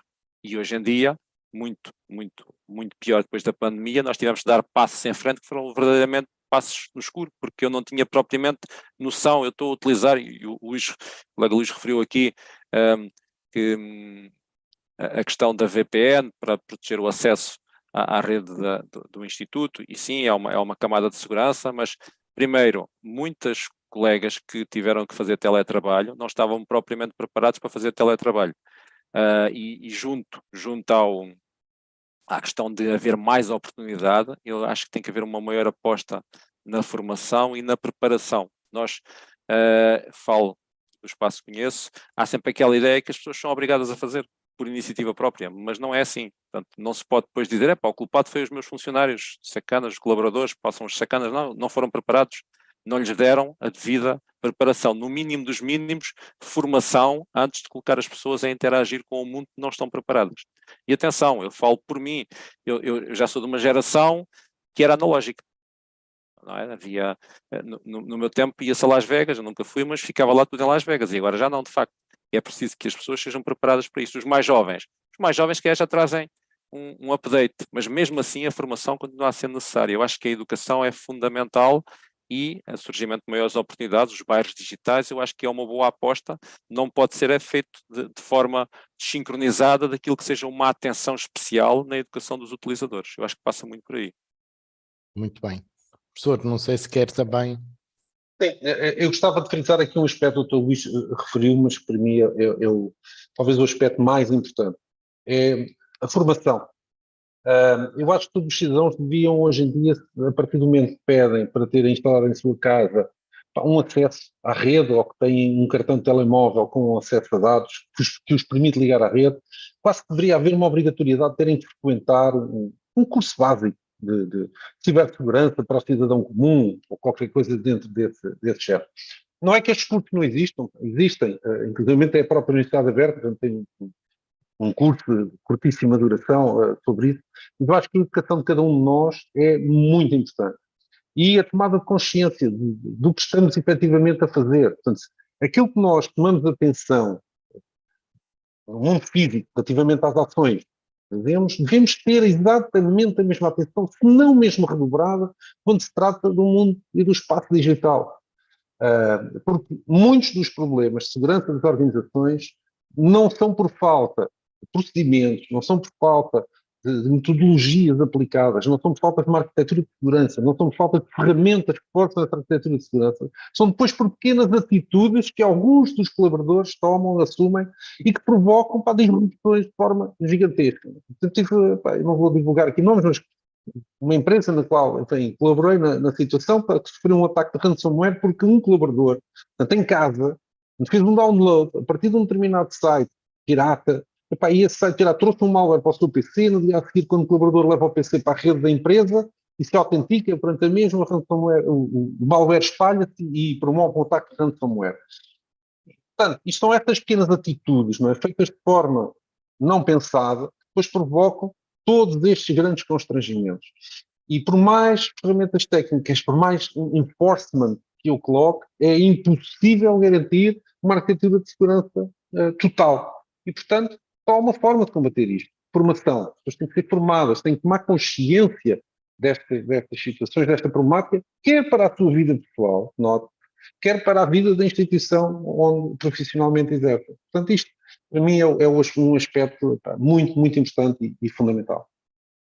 E então, ainda bem que focaram esse aspecto, porque tenho aqui várias questões sobre que formação, que nível de formação, e acho que estamos aqui em dois patamares diferentes, que é a formação especializada para quem quer e deve ser um técnico de cibersegurança, um administrador de redes que consiga salvaguardar alguns destes aspectos que nós aqui falamos, e também aquilo que é o foco da formação digital de uma forma transversal, seja ela num patamar de cidadania digital, seja ela numa customização daquilo que é a utilização de algumas ferramentas digitais. E tenho aqui algumas questões que são difíceis de responder, principalmente para alguém que está ligado ao ensino superior e alguém que é um especialista nesta área e que desenvolve formação, mas como é que conseguimos identificar o que é uma boa ação de formação nesta área, o que é uma boa entidade formadora para salvaguardar a credibilidade e a qualidade da formação? Porque pior do que a insegurança e o receio é ter uma sensação de falsa segurança, porque muitas das vezes nós vemos por aí milhares de ofertas de formação nesta área e nós que acompanhamos estes processos de mais de perto conseguimos identificar logo quais são aquelas que têm menos qualidade e quais serão aquelas que não oferecem a garantia de podermos transmitir alguma confiança e alguns conhecimentos e competências a este mesmo nível. Começava agora pelo professor Henrique. Assim, o cidadão comum deve ter uma formação de tomada de consciência e essa formação, enfim, existe. Eu penso que a NAU oferece essa formação, a Universidade Aberta tem esta formação, provavelmente cursos oferecidos no contexto e no espaço do IFP terão esse cariz, e depois existe, enfim, várias entidades que dão formação na área da cibersegurança e que nos permitem ir progredindo pessoas, enfim, que querem mergulhar um pouco mais nos aspectos técnicos da cibersegurança, até ao ponto, né, em que se formam hackers de forma ética, portanto, hackers éticos, são aqueles, enfim, dominam as técnicas de hacking, mas utilizam-na do lado bom da força, não do lado mau, do lado negro da força, para fazer atividades de hacking. Mas que importa conhecer as ferramentas, os métodos de ataque, os vetores de ataque, as metodologias que nós temos disponível, os sites, enfim, partilha, porque a partilha aqui de informação é uma das coisas mais importantes no espaço da cibersegurança, e, portanto, também para isso existe a oferta formativa séria no nosso espaço, portanto, em Portugal. Mais uma vez, quer através de cursos que são ministrados na forma dos tais testes, do técnico especialista em segurança informática ou em cibersegurança, mas também há cursos que são ministrados, mais uma vez, a Universidade Aberta tem aqui um conjunto de cursos que permite a pessoa ir progressivamente aprendendo e caminhando no sentido de se poder tornar portanto, um verdadeiro especialista, um verdadeiro hacker ético e poder desenvolver isso, mas depois também há, a nível de mestrado e de doutoramento, a possibilidade de desenvolver isso, quer seja ao nível do Instituto Superior Técnico, Universidade do Minho, Universidade de Coimbra, Universidade do Porto, portanto, há uma grande oferta a este nível. Não é um caminho fácil, o Dr. Luís aqui poderá confirmá-lo, porque há 3 coisas que têm que ser dominadas em absoluto no caso de querer ser efetivamente um hacker ético. Portanto, há 3 coisas imprescindíveis. A primeira é conhecer de cor e dominar de forma absoluta o protocolo, a família de protocolos de comunicação TCP/IP, portanto, isto é fundamental, até porque esse protocolo, essa família de protocolos é a base da comunicação na rede que nós chamamos de internet e que depois está por baixo de todas as outras redes que utilizam outros protocolos, mas acabam por se consubstanciar nesta família, neste stack. Depois temos o conhecimento profundo de, pelo menos, uma linguagem de programação, daquelas que nós, engenheiros, costumamos dizer um bocadinho mais à séria, por exemplo, o C++, é uma linguagem muito importante, conhecer, porque permite-nos lidar com a ligação ao hardware de uma forma mais direta, mais próxima, e, por fim, é preciso um conhecimento muito profundo de sistemas operativos. Profundo ao ponto de eu poder pegar em parte do sistema operativo e modificá-lo, portanto, reescrevendo parte do código mesmo, que às vezes necessito disso. Com estes 3 conhecimentos básicos, nós temos aqui a base bem estabelecida para podermos começar, portanto, uma verdadeira carreira de hacking, enfim, no nosso espaço. O hacking ético é algo que é feito, como vos disse, portanto, utilizando os mesmos métodos, as mesmas ferramentas que os hackers para tentar criar mecanismos e arquiteturas de segurança. Depois, enfim, do lado negro da força, essas arquiteturas de segurança são testadas, não é? Pelos hackers que tentam fazer a intrusão nas nossas redes. Mas a oferta formativa não falta, portanto, há desde a oferta para o cidadão comum, portanto, existem em várias instituições, até depois poder subir a um nível superior, podemos fazer um doutoramento na área da cibersegurança, se for o caso disso. Luís, só para completar um pouco, concordo com tudo o que o professor Henrique disse, falar um pouco daquilo que eu conheço mais, eu poderia dizer, sem estar novamente a pisar, mas nós neste momento no IFP temos uma oferta que é mais virada para a prática do que propriamente para a teoria, portanto são cursos que são eminentemente mais práticos, até pela forma como nós nos posicionamos na questão da formação a este nível, são os tais cursos de especialização tecnológica. Eu diria que, para além do conhecimento académico e dos bons cursos que também já vão surgindo um pouco no nosso ensino superior, também seria fundamental para apostar nesta área, investir, infelizmente são algo caras, em certificações. Que certifiquem os nossos conhecimentos. Existem algumas ofertas, eu estava a pensar numa chamada EC Council, que tem justamente uma certificação chamada Ethical Hacking. Não quer dizer que eu vou fazer aquela certificação e tenho um emprego, aliás, só vale a pena investir se eu estou a pensar a sério em migrar para esta área, e também dizer que para chegar ao Ethical Hacking e para mergulhar assim de forma mais funda na cibersegurança, eu acho que é fundamental gostar de ter paixão por isto e ficar um bocadinho a pensar que vou perder algum tempo, que já perdi mais tempo anteriormente, porque não se chega aqui do nada, tive que fazer um caminho. Eu julgo que todos nós que vamos chegando aqui à cibersegurança e ao Ethical Hacking fizemos um caminho, mais por um lado ou por outro. Eu estava-me a lembrar, eu comecei na programação, mais tarde avancei para os sistemas operativos, depois para as redes. Como é que eu posso ser um bom Ethical Hacker? Tenho que ter conhecimentos de redes profundos. Eu tenho que saber como é que uma rede funciona, para perceber o que é tráfego, normal, o que é tráfego anormal, e isto, obviamente, às vezes olhar para números e letras que aparecem à minha frente, eu tenho que perceber o que é que está ali. Sistemas operativos, e agora puxando um bocadinho mais a brasa aqui à minha sardinha, Linux, sem dúvida. Eu posso ser um bom ethical hacker se tiver conhecimentos do Windows, mas serei muito melhor se tiver conhecimentos de Linux. Existem muitas ferramentas em Linux, e o próprio Kali, que foi a distribuição que eu utilizei, é Linux. Quantos mais sistemas operativos eu conhecer de forma profunda, melhor. É bom eu conhecer Windows e conhecer Linux, mas eu apostaria mais em Linux. Programação, vou ser muito melhor profissional se tiver conhecimentos de programação. Não é fundamental, mas é uma mais-valia. E depois eu acho que é uma questão de mindset também, que é não aceitar que uma porta está fechada e que não se pode abrir.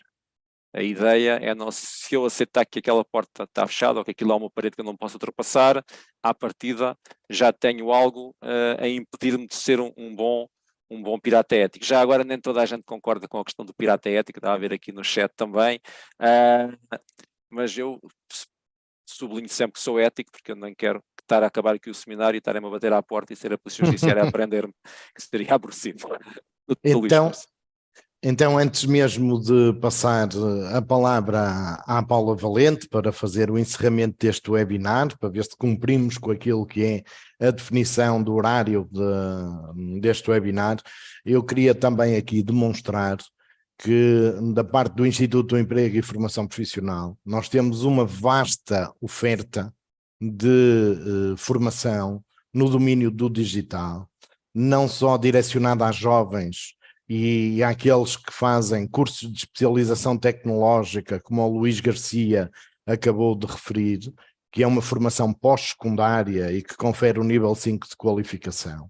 Temos programas como o Jovem Mais Digital para jovens até aos 35 anos e que estão na situação de desemprego e que querem ver aumentadas as suas competências e poderem com isso serem reorientados para estas áreas mais ligadas ao domínio do digital, mas também temos, e é isso que está como fundo da minha imagem, e foi também para gerir este programa, e porque existe esta consciência, é que existe um programa de medidas de políticas públicas direcionadas ao aumento de competências ao nível do digital, porque a transformação digital já está a ocorrer, a questão a situação da pandemia foi acelerar este processo de transformação digital, e é um processo de transformação global, não é só em Portugal, não é na Europa, é em todo o mundo, e por exemplo, este programa Emprego Mais Digital 2025, que é direcionado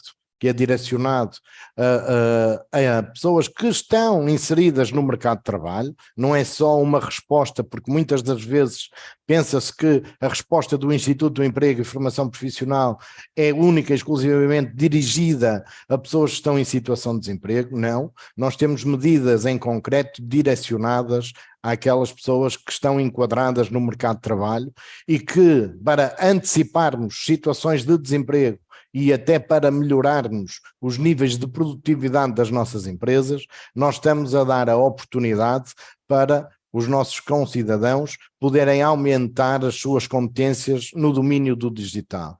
E com isso já lançamos duas medidas que vão abranger cerca de 200 mil pessoas em todo o país nos próximos 18 meses, que é a Formação e Emprego Mais Digital, onde cada empresa nos pode solicitar a nós, rede de centros do IFP, ou a um conjunto de mais de 200 entidades formadoras que fizeram candidatura e que estão a ser financiadas por nós, para fazer chegar esta oportunidade de formação de forma gratuita aos trabalhadores das nossas empresas. E no dia 8 de setembro deste ano, abrimos as candidaturas a uma outra medida, que é o Cheque Formação Mais Digital, onde damos a oportunidade a qualquer trabalhador, seja ele trabalhador por conta de outrem, trabalhador independente, empresário em nome individual ou sócios de sociedades unipessoais, de poderem escolher a entidade formadora e a ação de formação que entenderem e depois serem reembolsados até um montante de 750 euros. Portanto, existem as oportunidades, existe a capacidade de cada um de vocês poder escolher a formação e a entidade que melhor lhes garanta aquilo que é o seu aumento de competências ao nível do domínio do digital, e estaremos cá disponíveis sempre para tentar responder da forma mais ágil e da forma mais eficiente possível.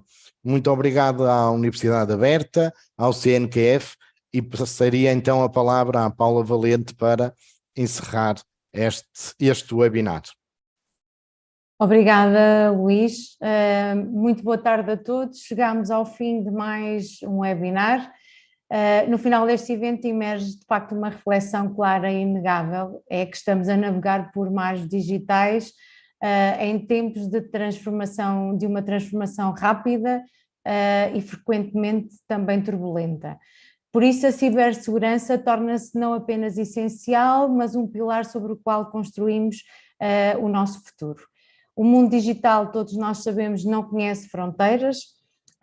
Diariamente somos bombardeados por novas tecnologias, aliás, tecnologias, porque elas não são novas, ferramentas e, por conseguinte, as ameaças vêm.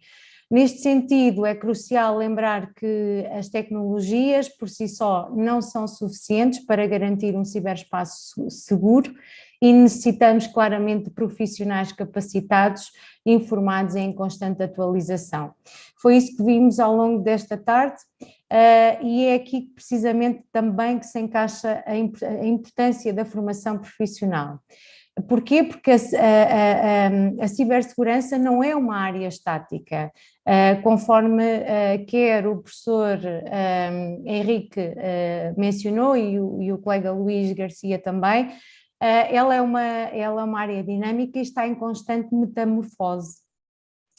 E para nos mantermos não só à tona, mas à frente desses desafios, a formação contínua dos formadores e em sentido mais lato de todos os profissionais ligados à formação profissional é vital. Conforme aqui foi dito ao longo desta tarde, a formação é a chave para entendermos e anteciparmos os riscos, para devolvermos, quer queiramos, quer não, soluções mais robustas e para cultivarmos uma cultura de segurança digital nas diferentes organizações. Cada um de nós, ao investir na nossa formação e competências, não só estará a garantir para um futuro profissional mais promissor, mas também estará a contribuir para a construção de um mundo digital mais seguro e confiável para todos. Eu diria que, tal como também os nossos oradores frisaram ao longo desta tarde, é uma responsabilidade, mas também ao mesmo tempo uma oportunidade.